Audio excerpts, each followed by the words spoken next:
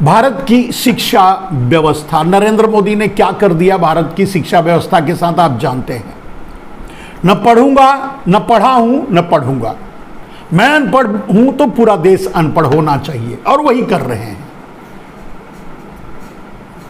और बहुत ज्यादा बोलने या कहने के लिए कुछ नहीं है, इतने से ही समझ लीजिए कि जो आदमी 5 किलो अनाज के लिए कटोरा लेकर खड़ा होता है मुफ्त का अनाज लेने के लिए, जिसकी वैल्यू 100, 125 रुपया, 150 रुपया होगी, वो आदमी 4000, 5000 रुपया अपने बच्चे की फीस कैसे भर पाएगा और कैसे वो शिक्षा दे पाएगा। सरकारी संस्थान, सरकारी शिक्षण संस्थान बंद किए जा रहे हैं। उसका उदाहरण आपको लखीमपुर खीरी की एक घटना से भी मिलती है। आपने देखा कि एक पत्रकार शिशिर शुक्ला शायद, जो एनसीईआरटी की 2023 और 24 की किताब कबाड़ में बेचते हुए देखा और उसकी रिपोर्टिंग किया, उस पर मुकदमा भी कर दिया सरकार ने। तो शिक्षा व्यवस्था इस हद तक खत्म कर दी गई है, तोड़ दी गई है, बिखेर दी गई है। अब इससे बड़ा उदाहरण आपको नहीं दे सकता अशिक्षा का। और आपने देखा है कि हमारा उत्तर भारत, जिसमें बिहार, बंगाल और भी हो सकते हैं, पूरा भारत ही समझ लीजिए, मात्र 4 राज्य, कर्नाटक, आंध्रा, तमिलनाडु और केरला को छोड़ करके पूरा देश के शिक्षा की हालत यह है कि घीस तान कर लौटते पाटते 60 to 70% तक पहुंचे हैं साक्षरता में, और अब वो भी फिर से पीछे जा रहा है। शिक्षा व्यवस्था बिखर रही है। उसका उदाहरण है कि एनसीईआरटी की किताबें आपको कबाड़ खाने में बिकती हुई दिखाई दे रही हैं, रनिंग क्लासेस के 2023 और 24 की।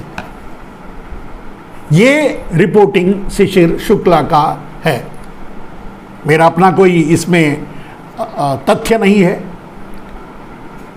जो सामने आया उसको अगर सामने रखकर देखें तो आपको शिक्षा के हालात का, शिक्षा की व्यवस्था का, नरेंद्र मोदी के शिक्षा का पता चलता है। जब किताबें ही कबाड़ में बिकेंगी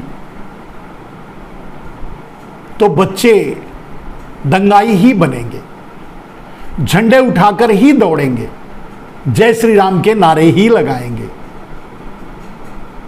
और वही हो रहा है। मेरे दोस्त, इसका एक बहुत जीता जागता उदाहरण मैं और दूंगा, शिक्षा की असामंजस्यता का। ऐसे कह सकते हैं कि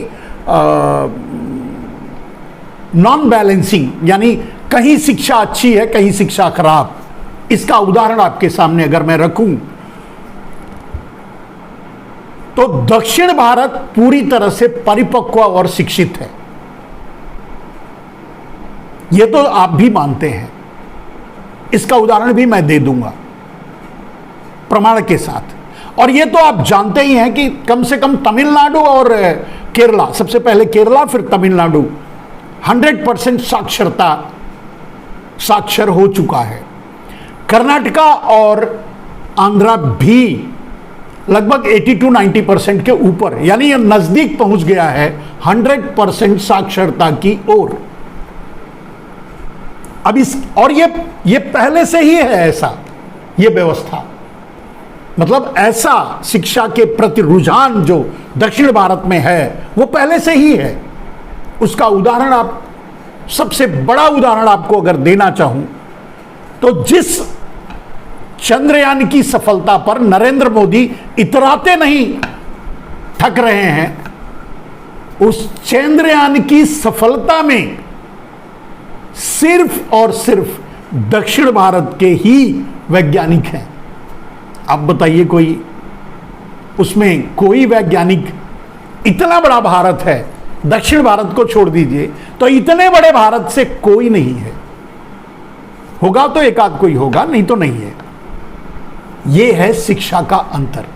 और यही वो बात दर्शाता है, बताता है, समझाता है कि आप शिक्षित जब होंगे तो नरेंद्र मोदी जैसे अनपढ़ को वोट नहीं देंगे। और यही कारण है कि दक्षिण भारत में नरेंद्र मोदी को जरा भी स्थान नहीं है।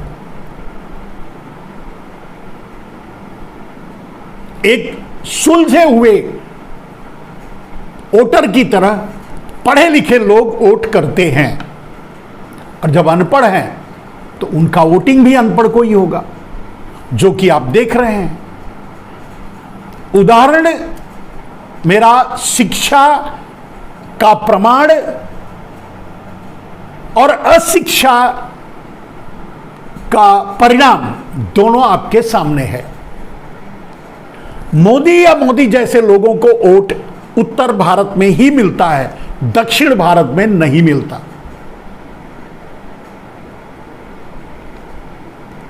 दक्षिण भारत में किसी भी कोई अनपढ़ है ही नहीं, किसी अनपढ़ को कोई वोट नहीं देता। आप तो देखें उत्तर भारत में कहीं शायद किसी ने कह दिया, किसी मास्टर ने, कि पढ़े लिखे को वोट देना, तो उसको नौकरी से निकाल दिया गया। लेकिन ये दक्षिण भारत में ये स्लोगन लागू ही नहीं होता, क्योंकि यहां कोई अनपढ़ नहीं है। और इसीलिए इसरो के सारे वैज्ञानिक जो चंद्रयान पर काम कर रहे थे, संभवतः अधिक से अधिक सब दक्षिण भारत के हैं, क्योंकि वही पढ़ते हैं, वही वैज्ञानिक बनते हैं, उनमें ही प्रतिभा आती है। तो वो मोदी को वोट नहीं देते, वो मोदी को पसंद नहीं करते, वो किसी अनपढ़ को नहीं चुन सकते अपना नेता, वो किसी घोटालेबाज, देश को बेचने वाले, या जो हो रहा है जो देश में, इसको देखने के बाद कोई मोदी को वोट दे, तो वो उत्तर भारत में ही हो सकता है, दक्षिण भारत में नहीं होता। ये उत्तर भारतीय होने के बावजूद भी मैं ये कह रहा हूं, और मुझे गर्व है कि मैं दक्षिण में रहता हूं, दक्षिण भारत में रहता हूं, और मुझे इस बात का भी गर्व है कि हमारा दक्षिण भारत पूरी तरह से साक्षर है, और उसका निर्णय भी साक्षरता को दर्शाता है। और उसके परिणाम भी आपको, अब चंद्रयान से बड़ा क्या परिणाम आप लेंगे? परिणाम भी आपके सामने है, प्रमाण भी आपके सामने है, और यह भी है कि नरेंद्र मोदी दक्षिण भारत के बनाए हुए प्रधानमंत्री नहीं है। हालांकि प्रधानमंत्री बनने के बाद तो वो पूरे देश के प्रधानमंत्री हैं, ये अलग बात है, लेकिन उनको दक्षिण भारत से वोट नहीं मिला है कि वो प्रधानमंत्री बन जाए, क्योंकि यहां पढ़े लिखे लोग हैं। तो मैं अब आने वाली सरकारों से, देश से, या उत्तर प्रदेश की सरकार से, या और पूरे उत्तर भारत की सरकारों से ये कहूंगा कि पहले आप अपनी शिक्षा को सुधारिए। शिक्षा एक ऐसा हथियार है, शिक्षा एक ऐसा अस्त्र है, शिक्षा एक ऐसा शस्त्र है, शिक्षा एक शास्त्र भी है जो इंसान को समझदार, विवेकशील और पूर्ण बनाती है, योग्य बनाती है। तो शिक्षा दीजिए, शिक्षा को सुधारिए, शिक्षा पर काम कीजिए।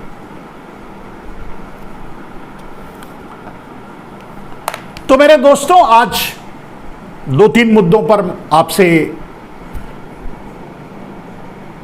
बातचीत करनी थी, आप तक बातें पहुंचानी थी, शेयर करना था, वो मैंने बताई। बाकी चीजें देश में घटी घटनाओं को प्रमाण के रूप में प्रस्तुत करके मैंने बात कही। मेरी अपनी कोई बात नहीं थी, जो थी वो सब पब्लिक डोमेन में अवेलेबल है, जिसे आप जा करके देख सकते हैं, रिसर्च कर सकते हैं, समझ सकते हैं। मैं आपको वही बातें बताता हूं जिसके परिणाम काफी दूरगामी होने वाले होते हैं।